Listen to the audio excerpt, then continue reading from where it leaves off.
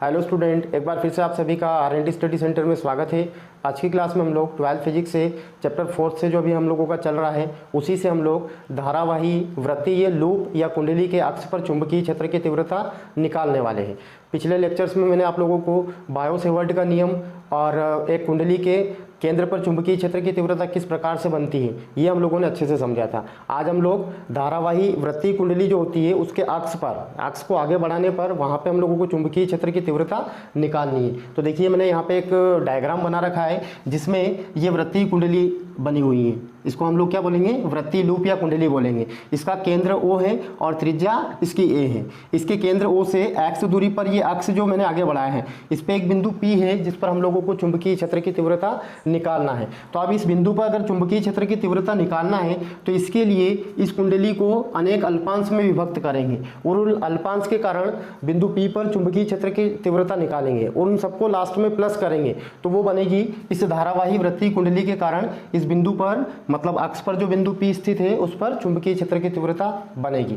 तो यहाँ देखिए इस वृत्तीय लूप या कुंडली में धारा कौन प्रवाहित हो रही है? I प्रवाहित हो रही है। तो यहाँ पे एक बार मैं क्या बनेगा इसमें थ्योरी आप लोगों को अच्छे से बता देता हूँ कि माना O केंद्र एवं A त्रिज्या की एक वृत्तीय कुंडली है, इसमें I विद्युत धारा प्रवाहित हो रही है। इसके केंद्र O से x दूरी पर एक बिंदु P है जिस पर हम लोगों को चुंबकीय क्षेत्र की तीव्रता निकालना है। और यहाँ आप लोग देखें यह बिंदु P पर एक अभिलंब प्रतिक्रिया हम लोगों ने R ले रखी है। तो यहाँ पे ये एंगल अगर फाई बन रहा है तो ये एंगल भी यहाँ पे फाई बनेगा।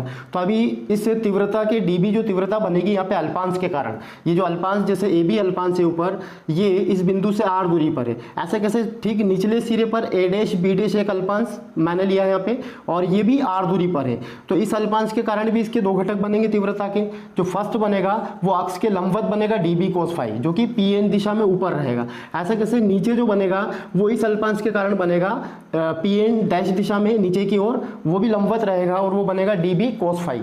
और ये dB sin फाई जो है दोनों के लिए कॉमन रहेगा। अगर इस अल्पांश की बात करेंगे तो इसके लिए भी अक्ष के अनुदिश जो बनेगा dB sin फाई बनेगा। और अगर इस अल्पांश की बात करेंगे तो इसके कारण भी जो है अक्ष के अनुदिश जो घटक बनेगा वो dB sin फाई बनेगा। तो इस तरीके से आप लोग यहाँ पे अच्छे से थ्योरी नोट कर सकते हैं डायग्राम से कि हम लोगों को क्या नोट करना है, तो वो आप लोग डायग्राम से नोट करते हैं। अब हम लोग बात करते हैं इसमें कि इसका डेरिवेशन किस प्रकार से बनता है। तो जैसा कि मैंने अभी बताया आप लोगों को कि एक अल्पांश यहाँ पे ऊपर बना हुआ है, एक अल्पांश नीचे बना हुआ है। तो इन दोनों अल्पांश के कारण हम लोग इस P पर चुंबकीय क्षेत्र की तीव्रता निकालेंगे। उसके बाद पूरी कुंडली के कारण या धारावाही वृत्तीय लूप के कारण हम लोग बिंदु P पर चुंबकीय क्षेत्र की तीव्रता निकालने वाले हैं। तो यहाँ हम लोग ये अल्पांश है इसको DL मान सकते हैं। ये भी DL अल्पांश रहेगा और ये भी जो रहेगा यहाँ पे DL रहेगा। मतलब दोनों जो है लंबाई क्या है अल्पांश की DL अपनों ने बराबर मान रखी है। तो देखिए सबसे पहले हम स्टार्ट करेंगे यहाँ से। अल्पांश AB के कारण P पर चुंबकीय क्षेत्र की तीव्रता देखिए आप लोग। और हम लोगों को यहाँ पे बायो सेवर्ट के नियम का जो है उपयोग करना, और बायो सेवर्ट का नियम होता है dB इक्वल में वहाँ पे तीव्रता जो बनती है वो μ0 के अपोन में 4 pi into I dl sine theta के अपोन में R स्क्वायर आएगा। अभी तक आप लोगों ने अगर मेरा लास्ट लेक्चर नहीं देखा है तो वो आप लोग अच्छे से देख ले, वहाँ से आप लोगों को इस फार्मूले का नॉलेज मिलेगा। ये बायो सेवर्ट का नियम होता है SI यूनिट में, तो इसका हम लोग यूज़ करेंगे। यहाँ मैं नोट भी कर देता हूँ ये कहाँ से आया, तो हम बोलेंगे बायो सेवर्ट के नियम से आया है। अभी आगे हम लोग यहाँ पे थीटा की वैल्यू रखने वाले। तो देखिए आप लोग यहाँ पे थीटा इस डायग्राम में मैंने बता नहीं रखा है, लेकिन यहाँ हम लोग अगर थीटा मानते हैं तो वो यहाँ पे बनेगा। ये एंगल जो बनेगा यहाँ पे थीटा बनेगा। और अगर यहाँ पे थीटा देखा जाए तो वो 90 डिग्री का बन रहा है। क्या बन रहा है? 90 डिग्री का बन रहा है एंगल। तो यहाँ पे हम लोग थीटा इक्वल 90 डिग्री अगर रखते हैं तो यहाँ से देखिए साइन थीटा यानी कि साइन 90 की वैल्यू क्या होती है? साइन 90 की वैल्यू 1 आती है। तो ये वाली वैल्यू हम लोग कहाँ रखने वाले हैं? ये वाली वैल्यू हम ऊपर रखेंगे तो यहाँ पे 1 रखेंगे। तो ये बनेगा dB μ0 4 पाई इंटू IDL के अपोन में आर स्क्वायर हम लोगों को स्टेप मिलेगी। आगे देखें यहाँ पे जो फाई एंगल बन रहा है, इस फाई एंगल का यूज़ करना है क्योंकि हम लोगों को घटक का उपयोग करना है। इसके जो दो घटक बनेंगे, ए बी अल्पांश के कारण जो घटक बनेंगे वो, और फिर बाद में आगे हम लोग ए डैश बी डैश के लिए यूज़ करने वाले। तो अभी हम ए बी अल्पांश की अगर बात करते हैं तो यहाँ पे दो घटक बन रहे हैं, तो उसके लिए ये जो एंगल हम लोगों ने माना है इसको यहाँ पे नोट करेंगे कि माना एंगल कोण सी पी ओ जो बन रहा है यहाँ पे देखिए सी पी ओ, वो हम लोगों ने फाई माना है। अगर ये एंगल फाई बन रहा है तो यहाँ पे जो डीबी तीव्रता बन रही है इसके कारण बिंदु पी पर, उसके दो घटक बनेंगे, एक बनेगा डीबी कोस फाई और सेकेंड बनेगा डीबी साइन फाई। तो यहाँ पे नोट करेंगे, इसीलिए डीबी के दो घटक बनेंगे या वियोजित किया जा सकता है जैसा आप लिखना चाहें, बनेंगे। फर्स्ट बनेगा देखें यहाँ पे डीबी में साइन फाई ले रहा हूँ यहाँ पे, डीबी साइन फाई, और ये रहेगा अक्ष के अनुदिश। इसकी डायरेक्शन क्या रहेगा, अक्ष के अनुदिश है, आप लोग डायग्राम में देख सकते हैं यहाँ पे अक्ष के अनुदिश ही ये घटक बन रहा है, तो इसको नोट करेंगे इस तरीके से। सेकेंड देखें, सेकेंड की अगर बात करते हैं तो डीबी कोस फाई आएगा क्योंकि अल्पांश हम लोगों ने ऊपर वाला ले रखा है, इसलिए अभी घटक कोस वाला कौन सा लेना है, ऊपर वाला लेना है। तो यहाँ पे डीबी कोस फाई आएगा और ये अक्ष के लंबवत आएगा, अक्ष के लंबवत पी एन दिशा में आएगा। देखिए आप लोग यहाँ पे ये पी एन दिशा में बन रहा है और अक्ष के लंबवत बन रहा है, तो ये इस तरीके से दो घटक बनेंगे। अभी हम लोगों ने जो वृत्तीय कुंडली के ऊपर जो अल्पांश लिया है ए बी, इसके लिए हम लोगों ने तीव्रता निकाली है। अब आगे हम निकालेंगे जो नीचे कुंडली के निचले सिरे पर ए डैश बी डैश जो अल्पांश बन रहा है उसके कारण बिंदु पी पर चुंबकीय क्षेत्र की तीव्रता निकालेंगे। तो देखिए आगे बनेगा अल्पांश ए डैश बी डैश के कारण बिंदु पी पर चुंबकीय क्षेत्र की तीव्रता, फिर से बायो सेवर्ट का नियम यूज करना है डीबी, और तीव्रता भी क्या बनेगी, सेम बनेगी। जो तीव्रता यहाँ बन रही है इसके कारण जो बन रही है वही बनेगी क्योंकि दूरी दोनों की क्या है, बराबर है। मतलब प्रभाव जो रहेगा इस अल्पांश का इस बिंदु पी पर जो प्रभाव रहेगा वही प्रभाव इस अल्पांश के कारण इस बिंदु पी पर रहेगा। तो यहाँ हम लोगों को इस फॉर्मूले का यूज करते हुए आगे बढ़ना है, लेकिन यहाँ से स्टार्ट नहीं करना। यहाँ पे फिर देखेंगे हम लोग तो एंगल क्या बनेगा, 90 डिग्री बनेगा, तो डायरेक्ट इस फॉर्मूले का यूज करेंगे। तो डीबी बनेगा म्यू नॉट 4 पाई आईडीएल के अपॉन में आर स्क्वायर आएगा। यहाँ पे जो है ये जो डीबी जो है जो तीव्रता बन रही है यहाँ पे फिर से दो घटक बनेंगे, तो यहाँ हम नोट करेंगे पुनः डीबी के दो घटक बनेंगे या वियोजित किया जा सकता है। तो देखिए फर्स्ट कौन सा बनेगा, फिर से डीबी साइन फाई अक्ष के अनुदिश आएगा, ये तो सेम रहना है ना, दोनों ये जो है डीबी साइन फाई दोनों के लिए कॉमन रहेगा क्योंकि अक्ष के अनुदिश कॉमन बन रहा है। ऐसे कैसे सेकेंड की बात करेंगे तो सेकेंड आएगा डीबी कोस फाई अक्ष के लंबवत पी एन डैश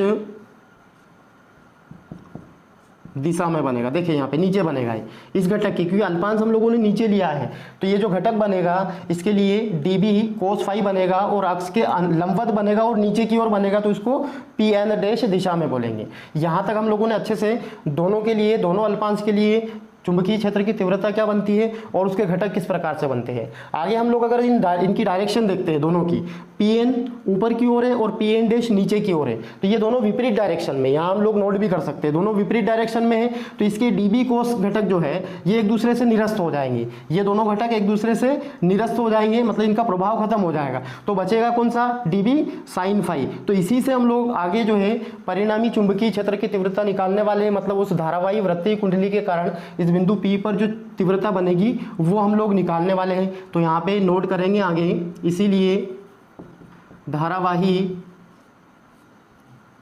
वृत्तीय कुंडली के कारण पी पर चुंबकीय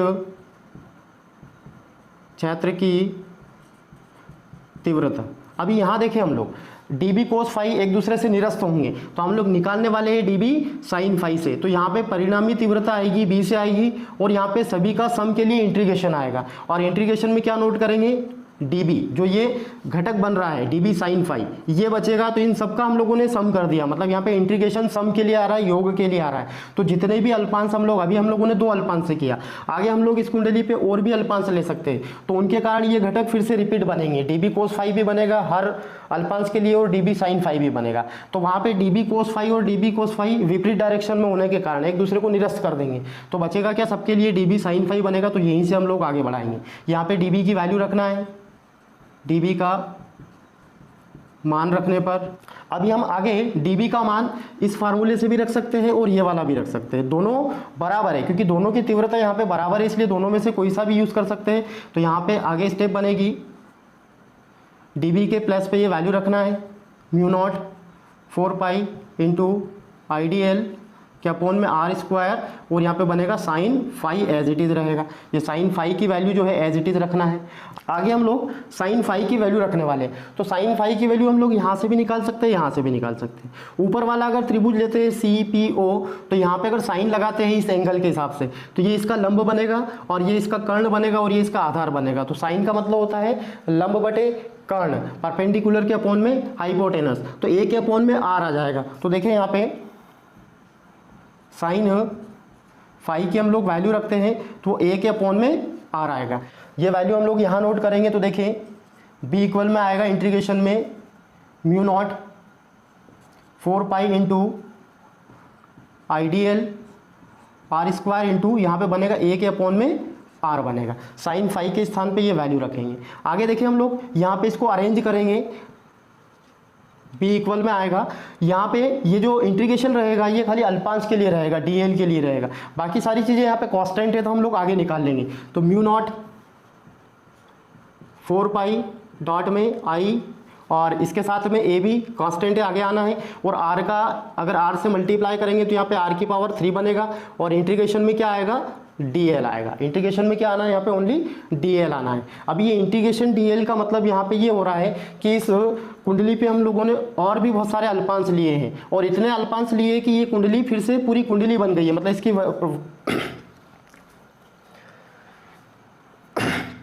इंटीग्रेशन DL सम, यहाँ इंटीग्रेशन ऑफ DL का मतलब ये हुआ कि इस कुंडली पर हम लोगों ने बहुत सारे अल्पांश लिए, और इतने अल्पांश लिए कि अगर हम लोगों ने यहाँ से स्टार्ट किया तो इस पे यहाँ से स्टार्ट करते हुए राउंड बनाते हुए फिर से यहाँ पहुँच गए अल्पांश लेते हुए। तो इस स्थिति में क्या बना, एक पूरी सर्कल बन गया, मतलब वृत्त की परिधि बन गई, और वृत्त की परिधि का मान होता है 2 पाई R। तो ये एक्चुअली में ये इंटीग्रेशन ऑफ DL जो होता है इसको हम लोग यहाँ पे वृत्त की परिधि बोल सकते हैं। तो वृत्त की परिधि का फॉर्मूला होता है 2 पाई R, है ना, वृत्त की परिधि का फॉर्मूला होता है 2 पाई R। लेकिन यहाँ पे जो वृत्तीय कुंडली जो बनी है उसकी त्रिज्या A है, तो हम लोग यहाँ पे क्या नोट करने वाले हैं, 2 पाई A नोट करने वाले। तो यहाँ पे देखें अगर हम लोग इंटीग्रेशन ऑफ DL की वैल्यू निकालते हैं तो वो 2 पाई A आना है, R के स्थान पे क्या आना है, A आना है। क्यों आना है, क्योंकि इस वृत्तीय कुंडली की त्रिज्या हम लोगों ने क्या मान रखी है, A मान रखी है। ये वाली वैल्यू हम लोगों को ऊपर नोट करना है, तो B इक्वल में mu naught 4 Pie dot IA और R की पावर 3 इंटू 2 पाई A मिलेगा। हम लोग यहाँ हम लोग नोट कर सकते हैं वृत्त की परिधि से आया है, वृत्त की परिधि से हम लोगों ने ये फार्मूला रखा है, क्योंकि इंटीग्रेशन ऑफ DL का मतलब पूरा एक राउंड बन रहा है, एक कुंडली बन रही है, एक वृत्त बन रहा है, और वृत्त की परिधि का मान होता है 2 पाई R, और हम लोगों के लिए यहाँ पे त्रिज्या क्या है, A मान रखा है, तो वहाँ पे 2 पाई A नोट करना है। इसको अरेंज करेंगे तो देखें B इक्वल में म्यू नॉट 4 पाई डॉट में आना है हम लोगों का 2 पाई I, और A से A का मल्टीप्लाई होगा, A स्क्वायर आएगा, और अपोन में क्या आएगा, R की पावर 3 आएगी। आगे हम लोग इस R की पावर 3 की वैल्यू निकालने वाले हैं। यहाँ पे आगे हम लोग R की पावर 3 की वैल्यू निकालने वाले हैं, तो मैं यहाँ पे इसको इक्वेशन बना लेता हूँ। अभी R की पावर 3 की वैल्यू निकालने के लिए हम लोगों को एक समकोण त्रिभुज लेना है, एक राइट एंगल ट्राइंगल लेना है, उसमें पाइथागोरस प्रमेय लगाना है, और वहाँ से R की पावर 3 जो होती है इसकी वैल्यू निकालना है। तो देखिए हम लोग यहाँ नीचे से भी निकाल सकते हैं, ऊपर से भी निकाल सकते हैं। तो मैं फिर से ऊपर वाला त्रिभुज ले रहा हूँ, ये राइट एंगल ट्राइंगल बन रहा है, यहाँ पे 90 डिग्री का एंगल यहाँ भी बन रहा है और यहाँ भी मान सकते हैं। तो देखिए यहाँ पे हम लोग समकोण त्रिभुज सीपीओ में अगर पाइथागोरस प्रमेय लगाते हैं तो पाइथागोरस प्रमेय का मतलब होता है कर्ण का स्क्वायर इक्वल में लंब का स्क्वायर प्लस आधार का स्क्वायर। तो देखिए वहाँ पे कर्ण क्या है, पहले मैं नोट कर देता हूँ, सीपी स्क्वायर इक्वल में उसका लंब क्या है सी ओ स्क्वायर प्लस में उसका आधार क्या है ओपी स्क्वायर रहेगा। क्या रहेगा? ओपी स्क्वायर रहेगा। देखें यहाँ पे ये इस त्रिभुज का कर्ण रहना है, ये लंब रहेगा और ये आधार रहेगा। तो यहाँ पे हम लोगों ने पाइथागोरस प्रमेय लगाया है। आगे हम लोग इनकी वैल्यू रखने वाले हैं। सीपी की वैल्यू अगर डायग्राम में देखते हैं तो आर स्क्वायर आएगा, सीओ की वैल्यू अगर वहाँ से देखते हैं तो ए स्क्वायर आएगा, प्लस अगर ओपी देखते हैं तो वो अक्ष की दूरी क्या बन रही है एक्स बन रही है, तो यहाँ पे नोट करना है एक्स स्क्वायर। अभी हम लोगों को क्या करना है आर की पावर 3 की वैल्यू निकालना है, लेकिन यहाँ तो आर स्क्वायर आया हुआ है तो हम क्या करेंगे आर स्क्वायर को बराबर से इधर लेंगे। तो जब ये बराबर से इधर आएगा तो वर्गमूल बनेगा, स्क्वायर रूट बनेगा, और स्क्वायर रूट का मतलब अगर पावर में लिखते हैं घात में लिखते हैं तो 1/2 बनता है। तो यहाँ से जो आर की वैल्यू हम लोग निकालेंगे वो ए स्क्वायर एक्स स्क्वायर और इसकी पावर क्या बनेगी 1/2 बनेगी, क्योंकि स्क्वायर रूट का मतलब अगर मान लो मैंने स्क्वायर रूट के अंदर x लिखा है तो हम लोग इसको x की पावर 1/2 भी नोट कर सकते हैं। यहाँ हम लोगों ने स्क्वायर रूट में ना लिखते हुए इस फॉर्म में लिखा है। अगर स्क्वायर रूट में लिखते हैं तो ये स्क्वायर रूट में आना था, लेकिन हम लोग इसको घात के रूप में इस प्रकार से लिख सकते हैं, तो मैंने इसको घात के रूप में लिखा है। आगे हम लोगों को आर की पावर 3 की वैल्यू निकालना है। तो यहाँ क्या करना है घन करना है, दोनों पक्षों का क्या करना है घन करेंगे। तो मैं डायरेक्टली नोट कर रहा हूँ आर की पावर 3 और इधर बनेगा ए स्क्वायर प्लस एक्स स्क्वायर और उसकी पावर क्या आएगी 3/2 आएगी। जैसे ही घन करेंगे यहाँ पावर 3 बनेगी और 3 का मल्टीप्लाई यहाँ होगा तो 3 के अपॉन में 2 आ जाएगा। ये वाली वैल्यू कहाँ नोट करना है समीकरण 1 में नोट करना है।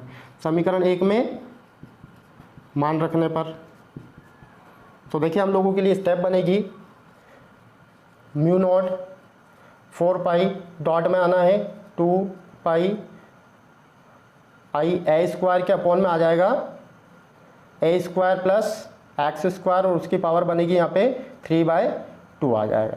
तो अभी हम लोगों ने एक वृत्तीय कुंडली के कारण उसके अक्ष पर चुंबकीय क्षेत्र की तीव्रता किस प्रकार से बनती है उसके लिए डेरिवेशन अच्छे से समझा।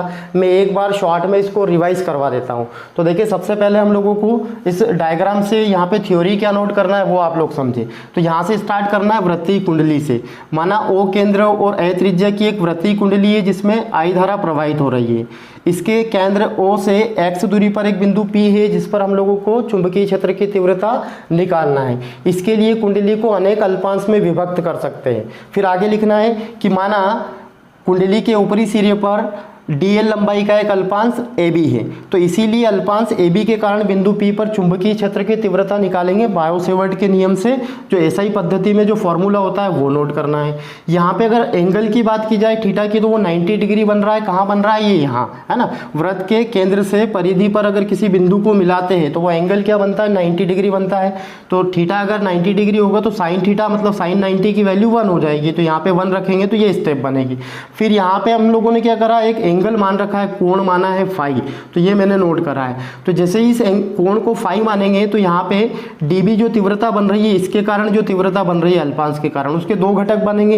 एक बनेगा dB साइन फाई अक्ष के अनुदिश और सेकंड बनेगा ऊपर की ओर dB कोस फाई जो अक्ष के लंबवत रहेगा PN दिशा में। तो ये वाला नोट करेंगे है ना, दो घटक बने। ऐसे कैसे हम लोगों ने आगे क्या करा कुंडली के निचले सिरे पर सेम लंबाई का मतलब dl लंबाई का ही एक अन्य अल्पांश a डैश b डैश लिया।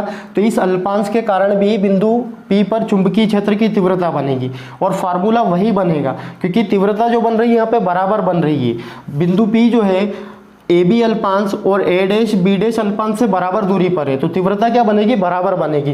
तो इसी फॉर्मूले का यूज करना है हम लोगों को यहाँ। लेकिन एंगल फिर से यहाँ पे 90 डिग्री बन रहा है। जैसे यहाँ 90 डिग्री बन रहा है एंगल वैसे वैसे यहाँ भी 90 बनेगा। तो डायरेक्ट हम लोगों को यहाँ से आगे बढ़ाना है। तो ये फार्मूला नोट करा मैंने। अभी पुनः जो है dB के दो घटक बनेंगे। जो तीव्रता बनी है इसके फिर से दो घटक बनेंगे। ये जो कॉमन रहेगा dB साइन फाई अक्ष के अनुदिश कॉमन रहेगा और एक नीचे की ओर बनेगा लंबवत घटक PN दिशा में इस तरीके से। अभी ये दोनों घटक अगर डायग्राम में हम लोग देखते हैं तो PN कहाँ है ऊपर की ओर है और PN डैश कहाँ है नीचे की ओर है, मतलब दोनों विपरीत डायरेक्शन में एक दूसरे से। तो ये जो dB cos फाई जो घटक बन रहे हैं ये एक दूसरे को निरस्त कर देंगे, मतलब लंबवत घटक क्या कर देंगे निरस्त कर देंगे। तो बचेंगे क्या dB sin phi। तो आगे हम लोग धारावाही वृत्तीय कुंडली के कारण P पर अगर चुंबकीय क्षेत्र की तीव्रता निकालते हैं तो वो dB sin phi के इंटीग्रेशन से, मतलब सबको प्लस कर देना है, जितने भी घटक बन रहे हैं dB sin phi उन सबको प्लस कर देंगे और इंटीग्रेशन यहाँ पे प्लस के लिए आया हुआ है। आगे हम लोग dB की वैल्यू रखेंगे, ये वाली वैल्यू रख दी मैंने। sin phi की वैल्यू हम लोग डायग्राम से निकालेंगे, तो sin का मतलब होता है लंब के अपॉन में कर्ण। तो देखें यहाँ पे अगर इस एंगल की वैल्यू निकालेंगे sin के रूप में, तो लंब इसका a रहेगा, कर्ण इसका r रहेगा, तो वैल्यू नोट कर देंगे। आगे थोड़ा अरेंज करेंगे और कांस्टेंट वैल्यू को आगे निकालेंगे। देखिए यहाँ पे dl के लिए इंटीग्रेशन रहेगा, बाकी सब क्या है कांस्टेंट है, तो आगे निकाल लेंगे। dl का मतलब होता है उस वृत्त की परिधि बन गई है, यहाँ पे जितने भी अल्पांश लेंगे उन सबको जोड़ दिया, मतलब पूरी एक वृत्त की परिधि बन गई है। तो वृत्त की परिधि का मतलब होता है 2 पाई r, लेकिन यहाँ पे वृत्त की त्रिज्या क्या है, a है, तो हम लोग क्या नोट करेंगे वहाँ पे a नोट करेंगे, वैल्यू रखेंगे यहाँ पे, इसको अरेंज करेंगे। अरेंज करने के बाद हम लोगों को यहाँ पे r की पावर 3 की वैल्यू निकालना है। तो इसके लिए एक समकोण त्रिभुज लेना है, राइट एंगल ट्राइंगल लेना है और उसमें समकोण त्रिभुज में पाइथागोरस प्रमेय लगाना है। तो देखिए यहाँ पे मैंने ये ट्राइंगल लिया है, इसका कर्ण ये बनेगा, लंब ये बनेगा, आधार ये बनेगा। तो पाइथागोरस प्रमेय होता है कर्ण का स्क्वायर बराबर लंब का स्क्वायर प्लस आधार का स्क्वायर। तो कर्ण क्या रहेगा आर स्क्वायर, लंब रहेगा ए स्क्वायर और आधार रहेगा एक्स स्क्वायर। तो ये हम लोगों ने यहाँ पे स्टेप बनाई। अभी हम लोगों को आर की पावर 3 की वैल्यू निकालना है, तो उसके लिए क्या करेंगे, आर स्क्वायर इधर लाएंगे, तो इसको स्क्वायर रूट में ना लिखते हुए पावर में लिखेंगे, तो 1/2 में लिखेंगे। आर की पावर 3 लाना है तो दोनों पक्षों का घन करना है, तो यहाँ पे आर की पावर 3 बनेगा और इधर करेंगे तो 3 का मल्टीप्लाई यहाँ होगा। तो इस तरीके से ये स्टेप बनेगी और ये वैल्यू हम लोग समीकरण 1 में रखेंगे, तो फाइनली हम लोगों को ये आंसर मिलेगा। अभी देखा जाए तो ये जो फॉर्मूला आया है ये एक राउंड के लिए आया है, मतलब इसमें कुंडली में एक से ज़्यादा फेरे हो सकते हैं, फेरों की संख्या एक से ज़्यादा हो सकती है। तो हम लोग अगर फेरों की संख्या n मान लेते हैं तो यहाँ पे हम लोग n का मल्टीप्लाई कर देंगे, तो अगला हम लोगों का फार्मूला मिलेगा फेरों की संख्या अगर n होगी तो वहाँ पे n का यहाँ पे मल्टीप्लाई कर देना है, तो इसका फार्मूला हम लोगों को मिल जाएगा। तो इस तरीके से आप लोग इस डेरिवेशन की अच्छे से प्रैक्टिस करें।